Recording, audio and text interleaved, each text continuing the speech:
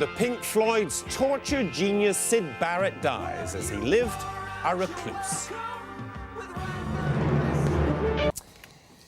Now, Syd Barrett, one of the founding members of the Pink Floyd, has died at the age of 60. Syd's disappearance from the band provoked all kinds of strange rumours, though the truth was rather sadder than the weird theories surrounding him.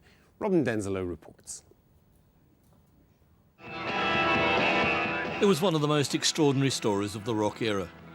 Syd Barrett was a musical legend, although he'd been a recluse for 30 years.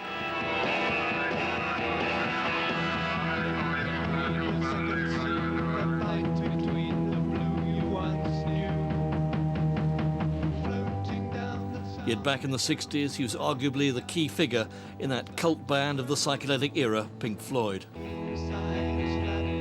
was absolutely vital. He was the person that you would look at because he was the singer and the guitar player, as you say, but he was also, more important, he wrote all the original songs. He was the person who initially wrote all the original songs, which was very, very important because otherwise they were playing sort of blues standards with strange instrumentals in the middle of them.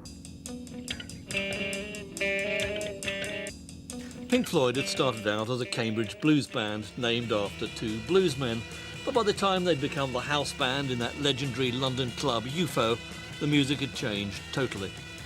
The band played in half darkness, hidden behind a, then novelty, a light show. Joe Boyd ran UFO.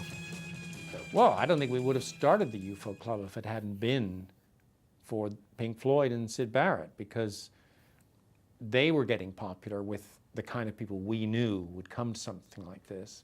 And the fact that they were going to be our house band meant that we knew we were going to get an audience. Well, yes, it's sort of the... Even when the Pink Floyd moved on to concert halls, the shows were unique. Peter Jenner remembers how the band, with their lead guitarist and singer Syd Barrett, were banned from the Queen Elizabeth Hall after covering it in daffodils. And because, you know, it's a very psychedelic thing to do, and flower power and all that stuff. And not in a malicious way, but the daffodils got walked into the ground and onto the leather seats, and shock horror. And there were no more rock concerts for some time. So you were banned from the... Arnold Lane had a strange hobby. The first Pink Floyd single, Arnold Lane, written of course by Syd Barrett, was predictably controversial and banned by the BBC. It was produced by Joe Boyd.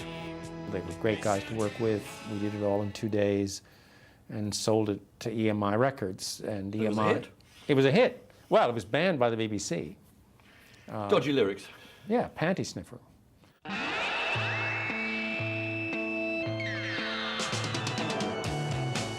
Pink Floyd were poised to move on and become a major band.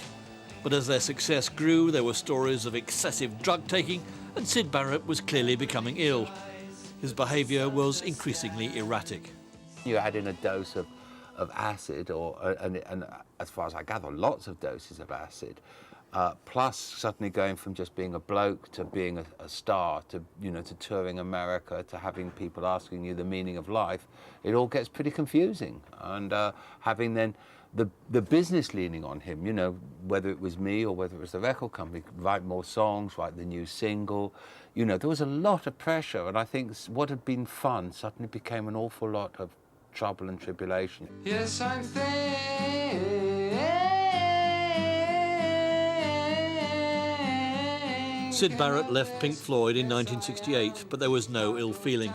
The band helped him with solo projects, but now they began to live very different lives.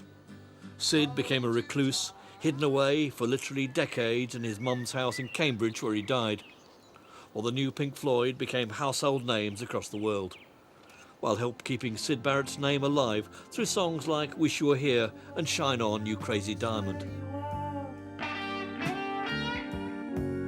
How near or how far?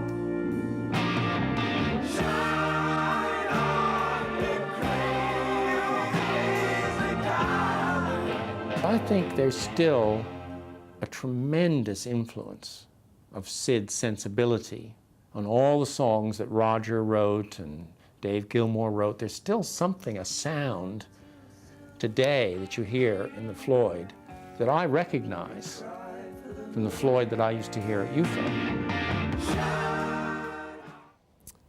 Syd Barrett, the Crazy Diamond.